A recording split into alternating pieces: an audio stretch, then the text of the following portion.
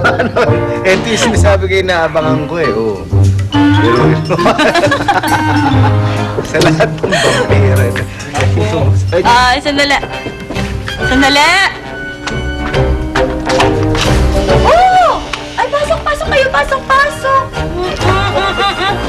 Tatay. Ricardo, si Telma, si Rudy. oh, andito pala ang manugang ko. Sandali, kukunin ko yung, meron ako imported na brandy eh. Huwag na po, tay. Sige, di ba, kumusta ang bagong kasal? Yun nga pong sadya namin eh. Ha? Kasi kahapon po napansin ko po yung anak ninyo, yung expiration date po napansin. Ito po, napansin ko po. Ayan. Ayan. Malapit na po mag-expire eh. Sa makalawa na po. Itong mga nakaraang araw, napansin ko, iba na po yung amoy niya eh. Oo, tsaka yung lasa niya parang hindi na po masarap. Kung alam ko lang po na malapit na ang expiration date ng anak ninyo, sana hindi ko na siya pinakasalan.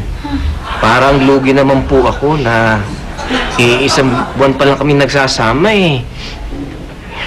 Malapit na pala siyang mapanis. Anong gusto mong gawin natin? Ibabalik ko na lang po siya sa inyo. Ha? Oo. Tapos hihingi na lang po ako ng refund. Ay, naku, alam mo, iho ha? Naku, mga expiration date na yan, may mga allowance naman yan. Katulad nung isang araw, bumili ako ng fresh milk. Nakalagay doon, mag-expire ng October 2010. Ngayon ko nung isang araw lang, okay pa naman, hindi pa naman panis. Oo. Tsaka Pwede madalas... tayo, may yung mga, allowance sa mga ganyan. yung mga pagkain kasi, pagka nire-ref mo, di ba, nagtatagal naman ang buhay niya. Kayo mag-asawa naman sa bahay naman, di ba, naka-aircon. O pag kotse, aircon. Sa opisina, aircon. Sa restaurant, aircon. Doon mo lang siya dadalhin sa mga ganong lugar, Oo, malalamig, tama. para medyo tumagal-tagal na. Oo. Ano na naman ang gawin mo? Ngayon, total, sa makalawa pa naman yan, no, iyo. Bakit hindi na lang, tiisin mo na lang muna. Makalawa pa naman yung expiration. Ngayon, kung talagang dumating yung expiration date, tapos talagang mapanis, tsaka mo na lang isoli. Oo. Diba? Magtsaka mo na muna. Ilang araw na lang naman. Sige na. Sige po. Sige po. Iinom pa ba tayo? Ay, Kunin ko hindi yung- na po. Mauna na po kami. Ganun po. Sige. Sige po, tatay. Mag-ingat kayo, ha? Anak, pagbutihin mo, ha?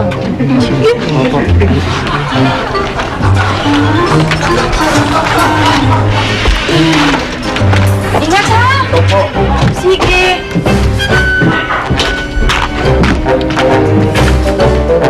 Elma, Yes. sige, subukan natin. Salamat at binigyan mo pa ako ulit ng isa pang pagkakataon. Wala yun, Telma. Pero kapag panis ka na, talagang wala na akong magagawa, ha? O sige, paano natin malalaman kung panis na ako? Pag nangati ang dila ko.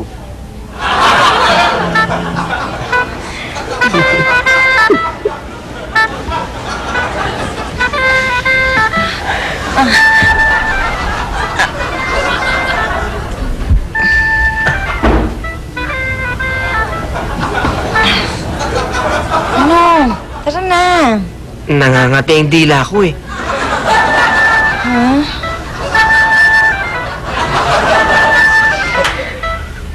Nay, Tay, pinilit ko talagang patagalin ang aming pagsasama pero talagang hindi ko na ho kaya eh. Kaya sinosoli ko na po siya, expired na po siya eh. Siya, kung yan talagang desisyon mo, sige. Paano po yung refund ko? Naku, yun ngayon, masamang balita ako. Gawa ng, yung karinderya ay nalugi. Wala akong panrefund sa'yo. Ba, hindi pwede yan. Kailangan palitan niyo yung asawa ko. Hindi, ganun lang. Kukuha na ako bagong stock. At mamili ka na lang, ha? At Gina! Lala! Cheche, halika nga kayo. Halika kayo dito. Bay, pambihira pala itong mga stock ninyo. Oo, kaya nga, siguro Iba rin, hindi ka na lang ng kwan. Medyo bago-bago pa yung mga yan. Titingnan ko lang yung mga expiration date, ha?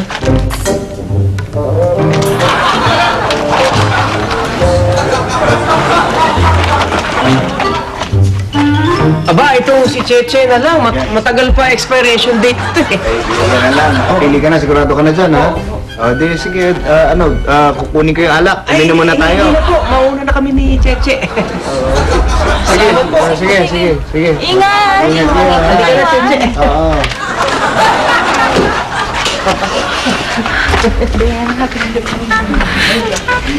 Anak, ganyan talaga lang kapag ka umiibig ka. Minsan masarap, minsan masakit.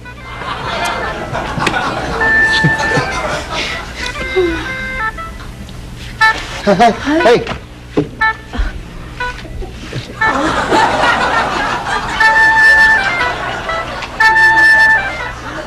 Ano nangyari sa kanya? Kwan eh. Inaamag na.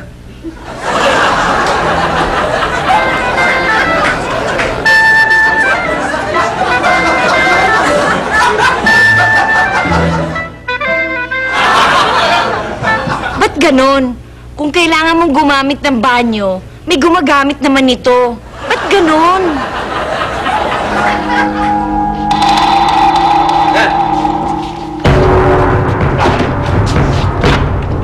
Sir? Bakit? Anong problema? Sa palagay ko, sumabog din yung bomba. Bomba! Sumabog? Wala naman bakas ng pagsabog dito. Paano sasabog yung bomba? Tingnan mo yung ebidensya, oh. Sabog na ang uso.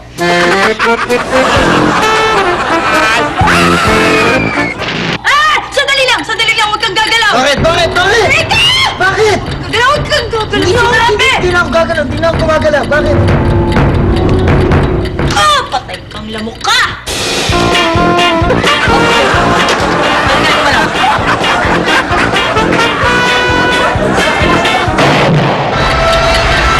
Uy! Bilisan mo naman sasabog na doon tayong bam mo! Ano ba? Hindi pa sasabog yan. Paano mo nalaman? Advance kasi yung oras dyan. 11 pa lang, oh.